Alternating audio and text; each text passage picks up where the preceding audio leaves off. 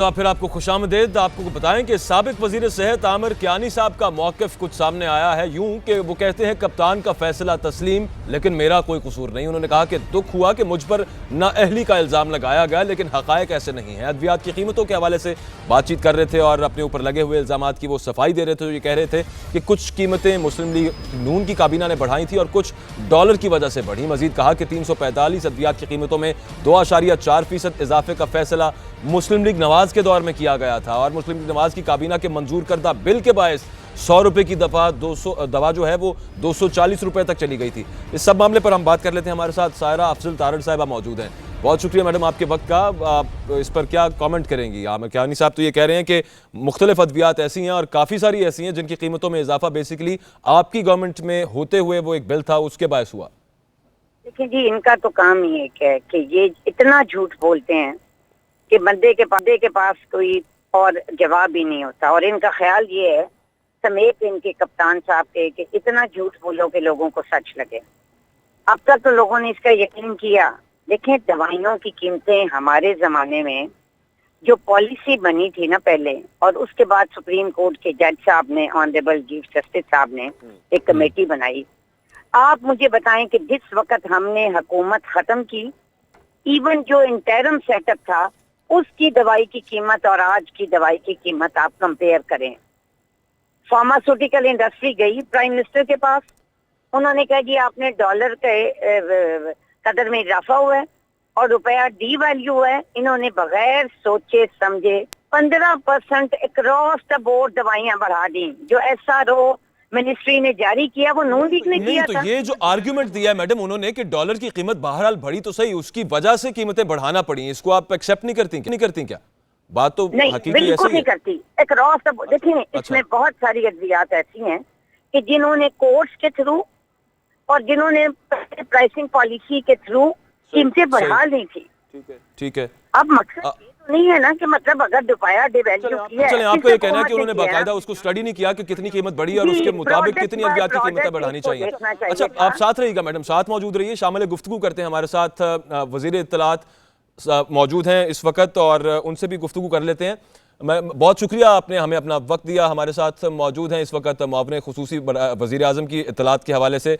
Madam ये फरमाइएगा कि अब सायरा अफजल तारड़ साहब हैं कि हमने जो कीमतें बढ़ाई थी वो तमाम मामलात कोर्ट में थे और उसकी वजह से वो मामलात अभी भी देखे जा सकते हैं, वो कीमतें कंपेयर की जा सकती हैं। आपकी जो पार्टी के साबिक वज़ीर सेहत थे वो ये कह रहे हैं कि मैं दावे को अगर कोई चैलेंज करेगा तब हक़ाइक़ सामने लेकर आऊँगा, उससे पहले अगर हक़ाइक़ सामने आ जाए पाकिस्तान तहरीक इंसाफ की हुकूमत की तरफ से तो बेहतर नहीं होगा?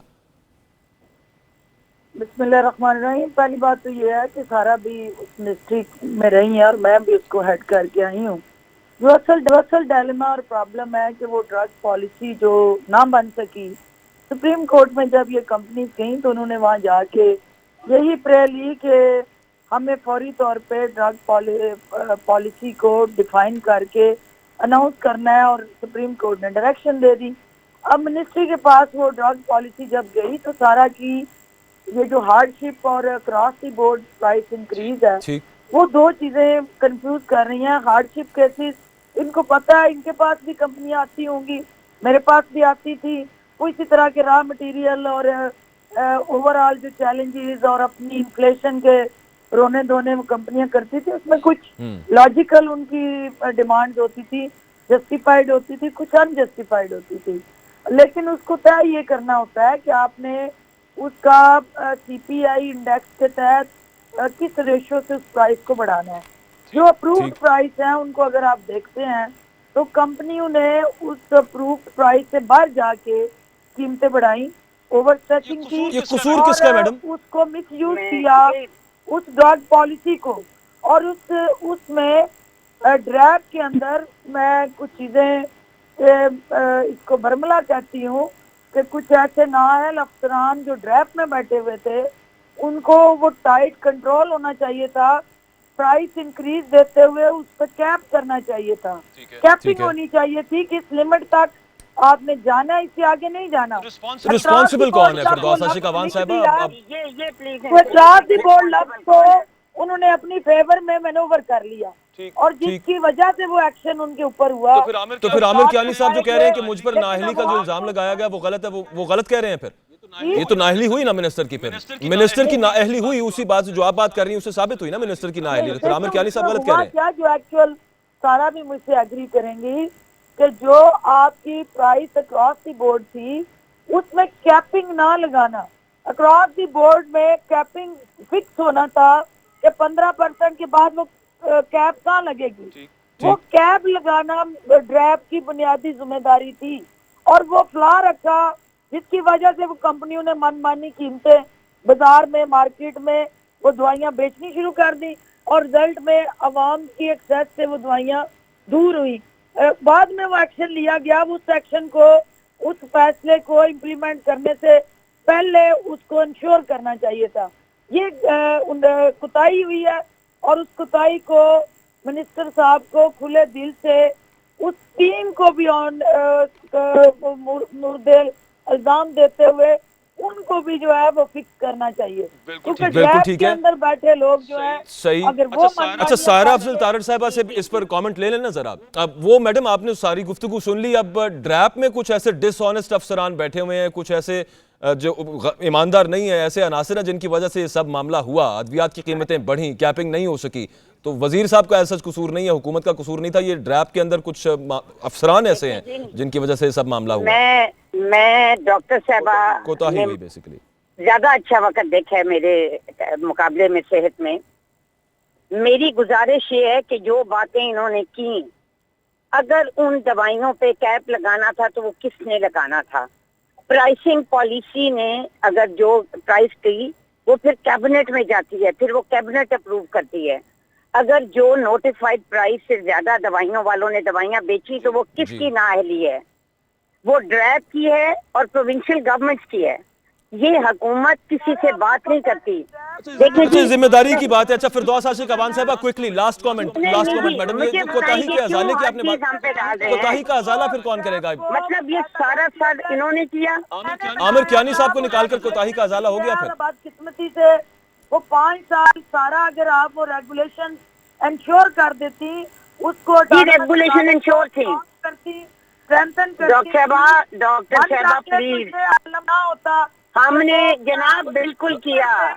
फिरदौस साहब बात सुन लीजिए ना, वो कह रही हैं कि रेगुलेशन इंश्योर्ड थी ऑलरेडी। आप कमाल करते हैं, हमारे जमाने में हमने जितनी रेड किए ओवर प्राइसिंग पे और जितनी भी ये फेक मेडिसिन की तारीख में इतने कभी नहीं हुए।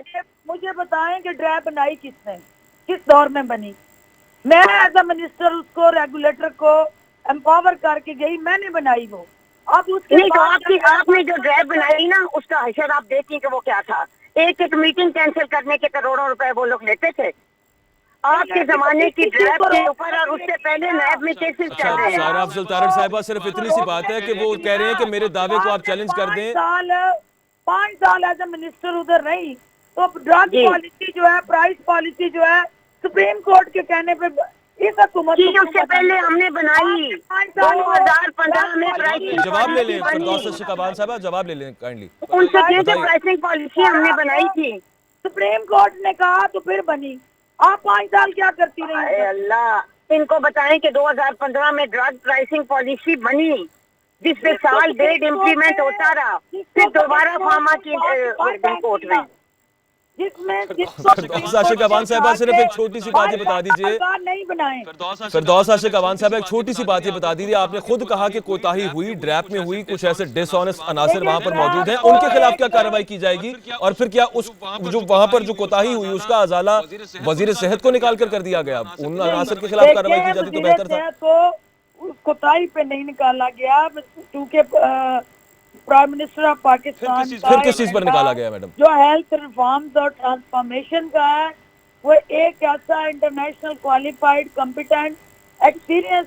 प्लीज ब्रीफली ये बता दीजिएगा फिरदौस आशिक अवान साहब, टाइम कम है, निकाला फिर क्यों गया? कोताही पर नहीं निकाला गया, नाअहली पर नहीं निकाला गया आमिर कियानी साहब को, तो फिर निकाला क्यों गया ये बता दीजिए जरा। बेटर ऑप्शन और अल्टरनेटिव ऑप्शन अवेलेबल हुआ और उनकी रिप्लेसमेंट हुई, उनसे एक क्वालिफाइड बंदा उनसे क्वालिफाइड। जफरुल्लाह साहब ज्यादा क्वालिफाइड हैं, इस वजह से उनको ये वजारत सौंपी गई।